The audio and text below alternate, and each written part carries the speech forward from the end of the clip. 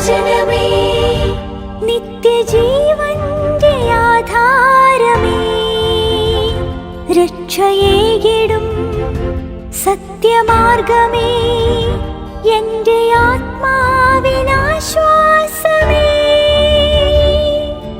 വചനം വചനം വചനം. ഉൽപ്പത്തി പുസ്തകം 33-ാം അധ്യായം. യാക്കോബ് തന്റെ കണ്ണുകൾ ഉയർത്തി നോക്കി, അതാ ഏസാവ് അയാളോടൊപ്പം 400 പേരുമായി വരുന്നു. അപ്പോൾ യാക്കോബ് മക്കളെ ലെയായുടെ പക്കലും റാഹേലിന്റെ പക്കലും 2 പരിചാരികമാരുടെ പക്കലുമായി വേർതിരിച്ചു. അവൻ പരിചാരികമാരെയും അവരുടെ മക്കളെയും മുൻപിലും ലെയായെയും അവളുടെ മക്കളെയും അതിനു പുറകിലും റാഹേലിനെയും ജോസഫിനെയും ഏറ്റവും പുറകിലും നിർത്തി. എന്നിട്ട് അവൻ അവരുടെ മുൻപേ നീങ്ങി.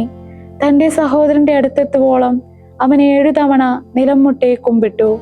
ഏസാവാകട്ടെ അവനെ സ്വീകരിക്കാനായി ഓടി വന്നു, അവനെ ആലിംഗനം ചെയ്തു, അവന്റെ കഴുത്തിൽ വീണ് അവനെ ചുംബിച്ചു. അവർ കരഞ്ഞു. അയാൾ തന്റെ കണ്ണുകൾ ഉയർത്തിയപ്പോൾ സ്ത്രീകളെയും കുട്ടികളെയും കണ്ടു. അപ്പോൾ അയാൾ ചോദിച്ചു, ഇവർ നിന്റെ ആരാണ്? അവൻ പറഞ്ഞു, ദൈവം അങ്ങയുടെ ദാസന് ചെയ്ത ഔദാര്യമാണ് ഈ കുട്ടികൾ. അപ്പോൾ പരിചാരികന്മാർ അവരും അവരുടെ മക്കളും അടുത്തു ചെന്ന് വണങ്ങി. തുടർന്ന് ലെയായും അവളുടെ മക്കളും അടുത്തു ചെന്ന് വണങ്ങി. അതിനുശേഷം ജോസഫും റാഹേലും അടുത്തു ചെന്ന് വണങ്ങി. അവൻ ചോദിച്ചു, ഞാൻ കണ്ടുമുട്ടിയ ആ സംഘമെല്ലാം നിന്റെ ആരാണ്? യാക്കോബ് പറഞ്ഞു, എന്റെ യജമാനന്റെ ദൃഷ്ടികളിൽ പ്രീതി സമ്പാദിക്കാൻ വേണ്ടിയുള്ളതാണ്. ഏസാവ് പറഞ്ഞു, എന്റെ സഹോദര, എനിക്കത് വേണ്ടത്രയുണ്ട്, നിന്റേത് നിനക്ക് തന്നെ ഇരിക്കട്ടെ.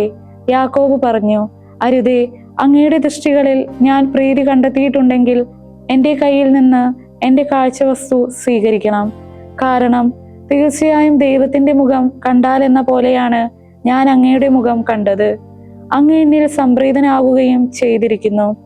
ദൈവം എന്നോട് ഔദാര്യം കാണിച്ചിരിക്കുന്നതിനാലും എനിക്കെല്ലാം ഉള്ളതിനാലും അങ്ങേക്കായി എത്തിച്ചിരിക്കുന്ന എൻ്റെ കാഴ്ച സ്വീകരിച്ചാലും. അവൻ അയാളെ നിർബന്ധിച്ചപ്പോൾ അയാൾ അത് സ്വീകരിച്ചു. അയാൾ പറഞ്ഞു, നമുക്ക് യാത്രയാകാം, നമുക്ക് പുറപ്പെടാം, ഞാൻ നിന്റെ മുൻപേ നടക്കാം. അവൻ അയാളോട് പറഞ്ഞു, എന്റെ യജമാനനെ കുട്ടികളൊക്കെ ക്ഷീണിച്ചിരിക്കുകയാണെന്ന് അങ്ങേക്കറിയാമല്ലോ. കറവയുള്ള ആടുമാടുകളും എൻ്റെ ചുമതലയിലുണ്ട്. ഒരു ദിവസത്തേക്കാണെങ്കിലും കൂടുതലായി ഓടിച്ചാൽ ആട്ടിൻപറ്റം മുഴുവൻ ചത്തുപോകും. എൻ്റെ യജമാനൻ അങ്ങേ ദാസന് മുൻപേ പോയാലും ഞാനാകട്ടെ സെയറിലേക്ക് എൻ്റെ യജമാനന്റെ അടുത്തേക്ക് വന്നെത്തുന്നത് വരെ എൻ്റെ മുൻപിലുള്ള കന്നുകാലികളുടെ നടപ്പിനൊത്ത് കുട്ടികളുടെ നടപ്പിനൊത്ത് സാവകാശം മുന്നേറാം.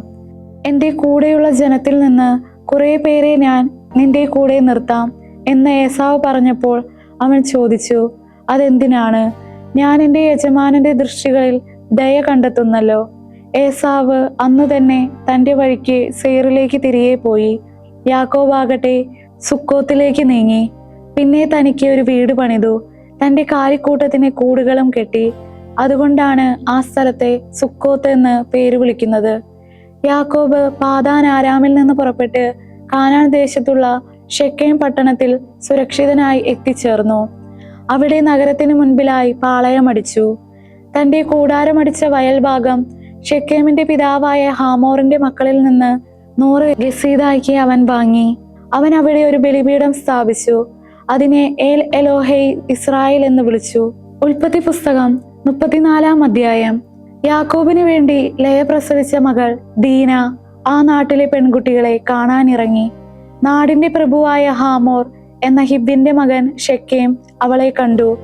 അവൻ അവളെ പിടികൂടി അവളോടൊത്ത് ക്ഷയിച്ച് പീഡിപ്പിച്ചു. ഒപ്പം അവന്റെ ആത്മാവ് യാക്കോബിന്റെ മകളായ ദീനയിൽ ലയിച്ചു. അവൻ ആ പെൺകുട്ടിയെ പ്രണയിച്ചു. അവൻ ആ പെൺകുട്ടിയോട് ഹൃദയപൂർവ്വം സംസാരിച്ചു. ഷെക്കേം തന്റെ പിതാവായ ഹാമോറിനോട് ഇപ്രകാരം പറഞ്ഞു, ഈ തരുണിയെ എനിക്ക് ഭാര്യയാക്കി തരണം. തന്റെ മകളായ ദീനായെ അവൻ കളങ്കിതയാക്കിയെന്ന് യാക്കോബ് കേട്ടു.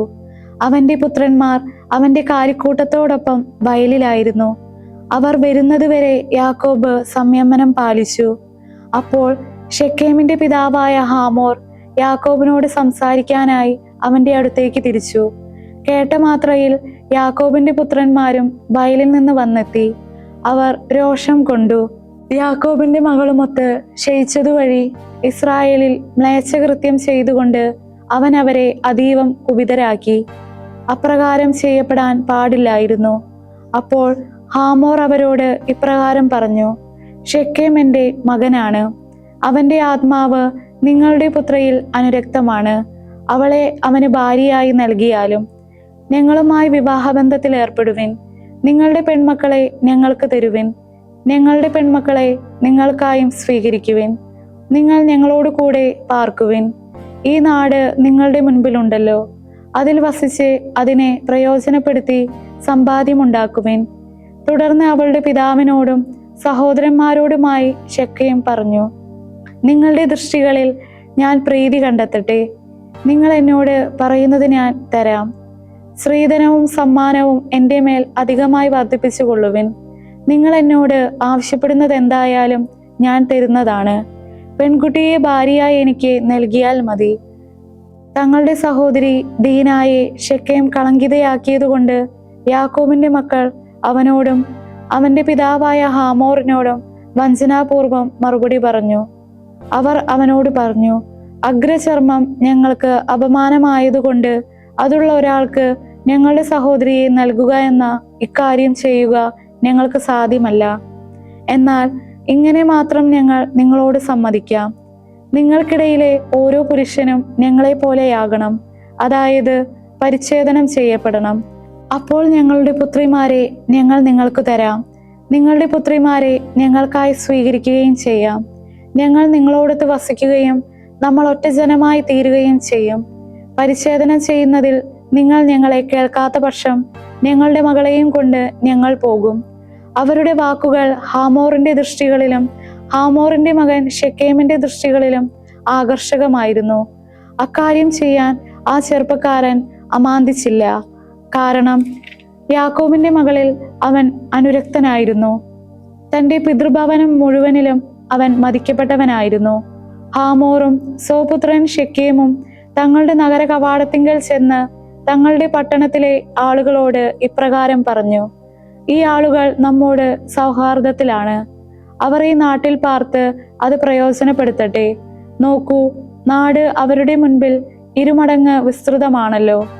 അവരുടെ പുത്രിമാരെ നമുക്ക് ഭാര്യമാരായി നമ്മൾ സ്വീകരിക്കും. നമ്മുടെ പുത്രിമാരെ നമ്മൾ അവർക്ക് നൽകുകയും ചെയ്യും. എന്നാൽ ഇങ്ങനെ മാത്രമാണ് ആ ആളുകൾ നമ്മോടൊത്ത് വസിക്കാനും ഒറ്റജനമായി തീരാനും സമ്മതിച്ചിട്ടുള്ളത്. അതായത് അവർ പരിച്ഛേദിതരായിരിക്കുന്ന പോലെ നമ്മുടെ ഓരോ പുരുഷനും പരിച്ഛേദിതനാകണം. അവരുടെ കാര്യക്കൂട്ടവും അവരുടെ സമ്പാദ്യവും അവരുടെ മൃഗസമ്പത്ത് മുഴുവനും നമ്മുടേതാവില്ലേ? ആകയാൽ നമുക്ക് അവരോട് സമ്മതിക്കാം. എങ്കിൽ അവർ നമ്മുടെ കൂടെ താമസിക്കും. അവന്റെ നഗര കവാടം കടന്ന എല്ലാവരും ഹാമോറിനെയും അവന്റെ മകൻ ഷെക്കേമിനെയും അനുസരിച്ചു. അങ്ങനെ അവന്റെ നഗര കവാടം കടന്ന എല്ലാവരും ഓരോ പുരുഷനും പരിച്ഛേദനം ചെയ്യപ്പെട്ടു.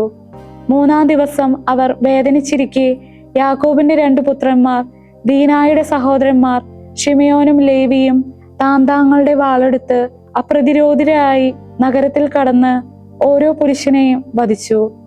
ഹാമോറിനെയും അവന്റെ മകൻ ഷെക്കേമിനെയും അവർ വാളിന്റെ വായ്ത്തലയ്ക്ക് ഇരയാക്കി. ഷെക്കേമിന്റെ വീട്ടിൽ നിന്ന് ദീനായെ വീണ്ടെടുത്ത് അവർ പുറത്തു കടന്നു. തങ്ങളുടെ സഹോദരിയെ അവർ കളങ്കിതയാക്കിയതിനാൽ വധിക്കപ്പെട്ടവരുടെ ഇടയിലൂടെ യാക്കോബിന്റെ മക്കൾ വന്ന് നഗരം കൊള്ളയടിച്ചു. അവരുടെ ആടുമാടുകളെയും അവരുടെ കഴുതകളെയും നഗരത്തിലും വയലിലും ഉണ്ടായിരുന്നവയെയും അവർ എടുത്തുകൊണ്ടുപോയി.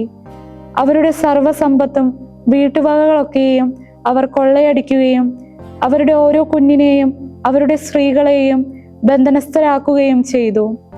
അപ്പോൾ യാക്കോബ് ഷിമയോനോടും ലേവിയോടും പറഞ്ഞു: തദ്ദേശവാസികൾക്കിടയിൽ, കാനാന്യർക്കിടയിലും പെരിസ്യർക്കിടയിലും എന്നെ അപഹാസ്യനാക്കും വിധം നിങ്ങൾ എന്നെ കുഴപ്പത്തിലാക്കിയിരിക്കുന്നു. ഞാൻ ആളെണ്ണം കുറഞ്ഞവനാണ്. അവർ എനിക്കെതിരെ സംഘടിച്ച് എന്നെ ആക്രമിക്കും. അപ്പോൾ ഞാനും എൻ്റെ കുടുംബവും നിർമാർജനം ചെയ്യപ്പെടും. അപ്പോൾ അവർ ചോദിച്ചു: നിങ്ങളുടെ സഹോദരിയെ അവനൊരു വേശ്യ കണക്കെ ആക്കാമെന്നോ? ഉൽപ്പത്തി പുസ്തകം 35-ാം അധ്യായം. ദൈവം യാക്കോബിനോട് അരുൾ ചെയ്തു, എഴുന്നേറ്റ് ബേഥേലിലേക്ക് കയറി അവിടെ പാർക്കുക.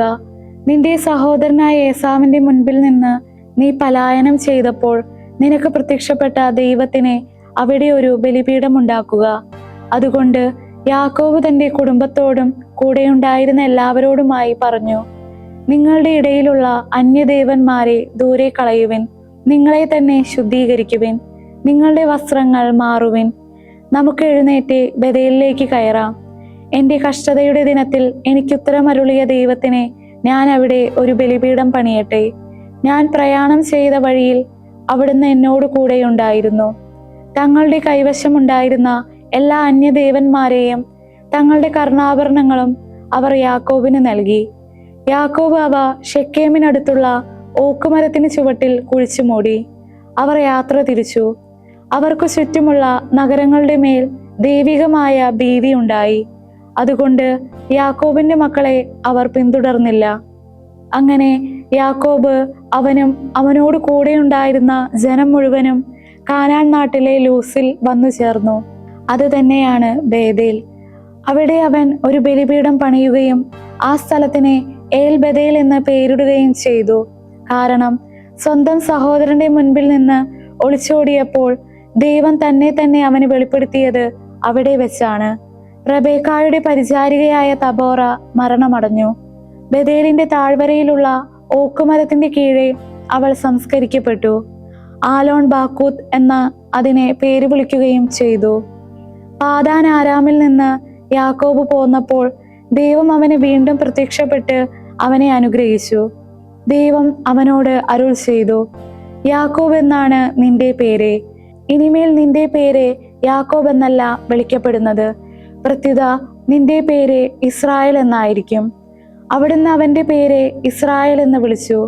ദൈവം അവനോട് അരുൾ ചെയ്തു, ഞാനാണ് സർവശക്തനായ തമ്പുരാൻ. നീ സന്താനമുള്ളവനായി പെരുകുക. ജനതയും ജനതകളുടെ സമൂഹവും നിന്നിൽ നിന്ന് ഉത്ഭവിക്കും. രാജാക്കന്മാർ നിന്റെ അരക്കെട്ടിൽ നിന്ന് പുറപ്പെടും. അബ്രാഹത്തിനും ഇസഹാക്കിനും ഞാൻ നൽകിയ നാട് നിനക്ക് ഞാൻ തരും. നിനക്കു ശേഷം നിന്റെ സന്തതിക്കും ഞാൻ ആ നാട് നൽകും. അനന്തരം അവനുമായി സംസാരിച്ച സ്ഥലത്ത് അവന് മുകളിൽ നിന്ന് ദൈവം ആരോഹണം ചെയ്തു. അവിടുന്ന് തന്നോട് സംസാരിച്ച സ്ഥലത്ത് യാക്കോബ് ഒരു സ്തംഭം നാട്ടി, ഒരു ശിലാസ്തംഭം. അതിന്മേൽ അവൻ ഒരു പാനീയബലി അർപ്പിക്കുകയും എണ്ണയൊഴിക്കുകയും ചെയ്തു. ദൈവം തന്നോട് സംസാരിച്ച ആ സ്ഥലത്തിന് യാക്കോബ് ബേഥേൽ എന്ന് പേര് വിളിച്ചു. ബേഥേലിൽ നിന്ന് അവർ നീങ്ങി എഫ്രാത്തായിലെത്താൻ ഒരു കിബ്ര ദൂരം കൂടിയുള്ളപ്പോൾ റാഹേൽ പ്രസവിച്ചു. അവളുടെ പ്രസവത്തിൽ അവൾ തീവ്രവേദന കൊണ്ടു. അവൾ തന്റെ പ്രസവത്തിൽ തീവ്രവേദന കൊണ്ടപ്പോൾ സൂതികർമ്മിണി അവളോട് പറഞ്ഞു, ഭയപ്പെടേണ്ട, എന്തെന്നാൽ നിനക്കിതും ഒരു പുത്രൻ തന്നെ. എന്നാൽ അവൾ മരിക്കുകയായിരുന്നതുകൊണ്ട് അവളുടെ ആത്മാവ് വേർപിരിയവേ അവൾ അവനെ ബെൻ ഒനി എന്ന് പേര് വിളിച്ചു. എന്നാൽ അവന്റെ പിതാവ് അവനെ ബെഞ്ചമിൻ എന്നാണ് വിളിച്ചത്. റാഹേൽ നിര്യാതയായി. ബെത്ലേഹം എന്ന എഫ്രാത്തിലേക്കുള്ള വഴിയിൽ അവൾ സംസ്കരിക്കപ്പെട്ടു. അവളുടെ കല്ലറമേൽ യാക്കോബ് ഒരു സ്തംഭം നാട്ടി. ഇന്നുവരെയും അതാണ് റാഹേലിന്റെ കബറിട സ്തംഭം. ഇസ്രായേൽ നീങ്ങി ഏതേർ ഗോപുരത്തിനപ്പുറത്ത് കൂടാരമടിച്ചു. ഇസ്രായേൽ ആ നാട്ടിൽ പാർത്തിരുന്നപ്പോൾ റൂബൻ പോയി തന്റെ പിതാവിന്റെ ഉപനാരിയായ ബിൽഹായുമൊത്ത് ക്ഷയിച്ചു. ഇസ്രായേൽ അത് കേൾക്കാനിടയാവുകയും ചെയ്തു. യാക്കോബിന് 12 പുത്രന്മാരുണ്ടായിരുന്നു.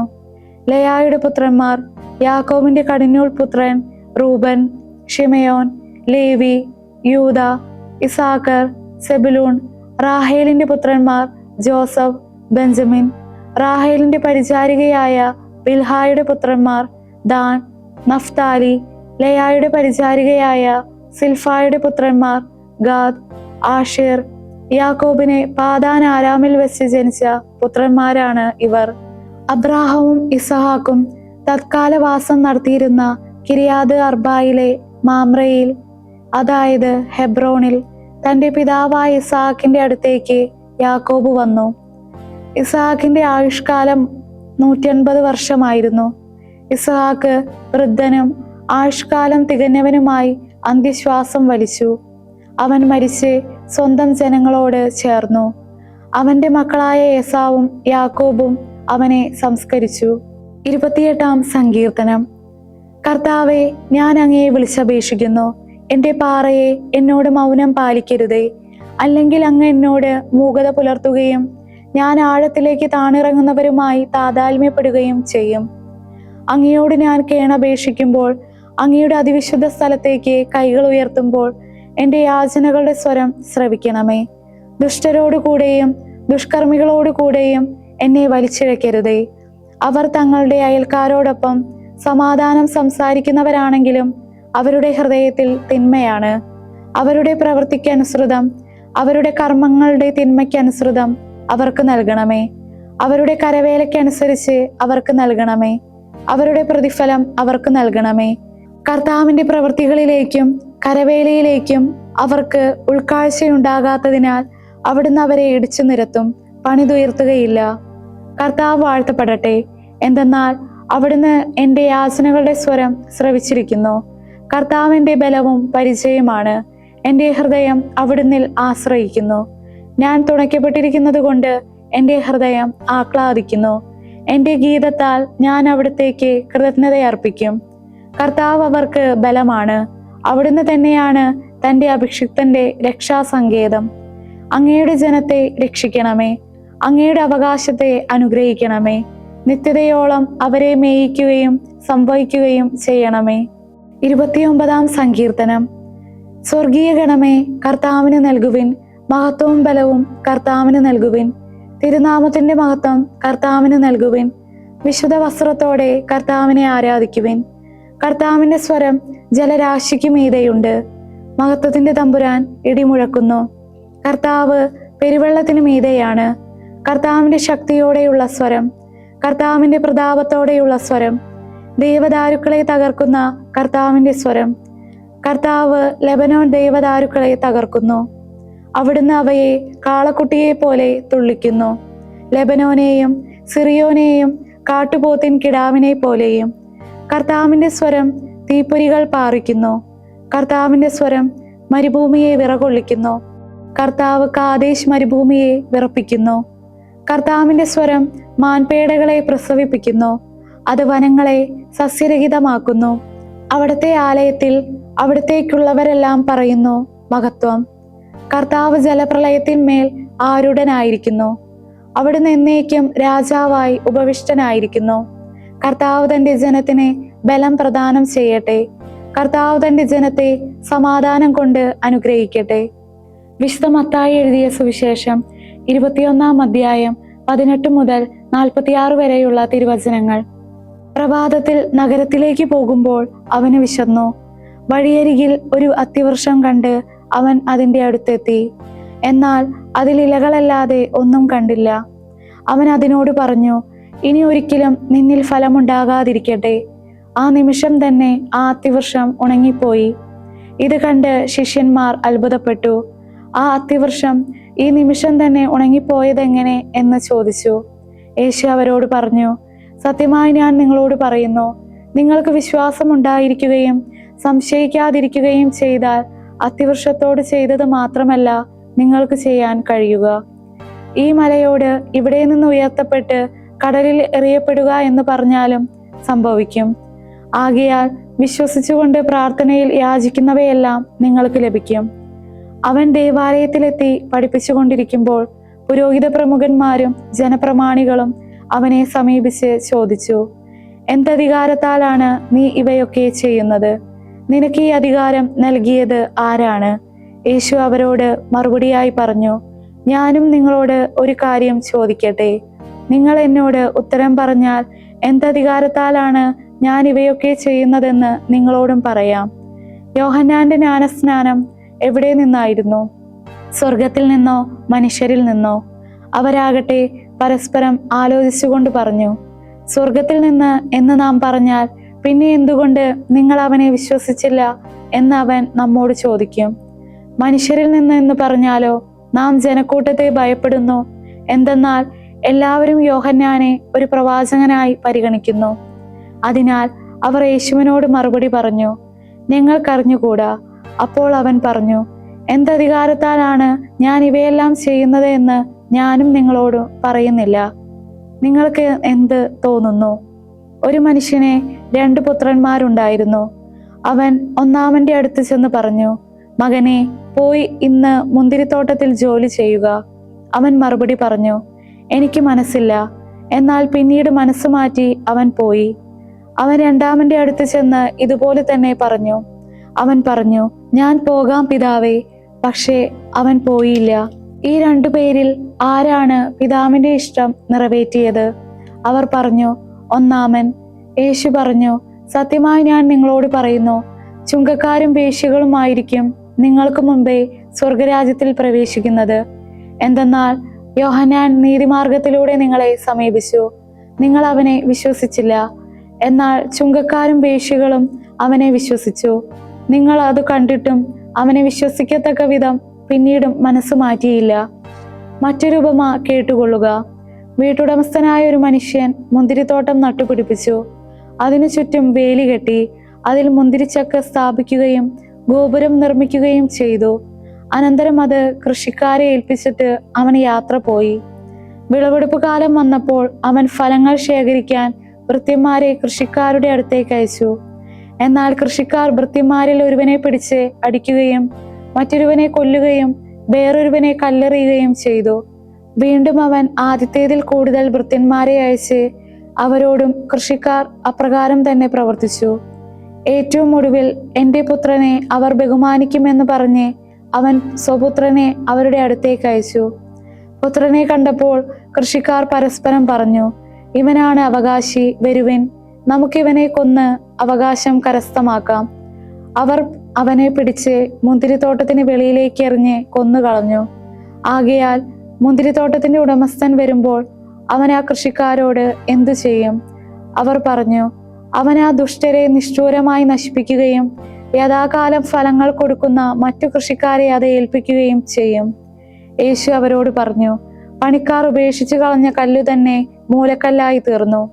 ഇത് കർത്താവിന്റെ പ്രവൃത്തിയാണ്. നമ്മുടെ ദൃഷ്ടികൾക്ക് ഇത് അത്ഭുതകരമായിരിക്കുന്നു എന്ന് വിശുദ്ധ ലിഖിതങ്ങളിൽ നിങ്ങൾ ഒരിക്കലും വായിച്ചിട്ടില്ലേ? അതുകൊണ്ട് ഞാൻ നിങ്ങളോട് പറയുന്നു, ദൈവരാജ്യം നിങ്ങളിൽ നിന്നെടുക്കപ്പെട്ട് ഫലങ്ങൾ പുറപ്പെടുവിക്കുന്ന ജനതയ്ക്ക് നൽകപ്പെടും. ഈ കല്ലിൽ വീഴുന്നവൻ തകർക്കപ്പെടും. ഇത് ആരുടെ മേൽ വീഴുന്നുവോ അത് അവനെ ധൂളിയാക്കും. പുരോഹിത പ്രമുഖന്മാരും ഫരിസേയരും അവന്റെ ഉപമകൾ കേട്ടപ്പോൾ അവൻ തങ്ങളെ പറ്റിയാണ് സംസാരിക്കുന്നതെന്ന് മനസ്സിലാക്കി. അവർ അവനെ പിടികൂടാൻ നോക്കിയെങ്കിലും ജനക്കൂട്ടത്തെ ഭയപ്പെട്ടു, കാരണം അവർ അവനെ ഒരു പ്രവാചകനായി പരിഗണിച്ചിരുന്നു. ദൈവവചനമേ, നിത്യജീവന്റെ ആധാരമേ, രക്ഷയേകിടും സത്യമാർഗമേ, എന്റെ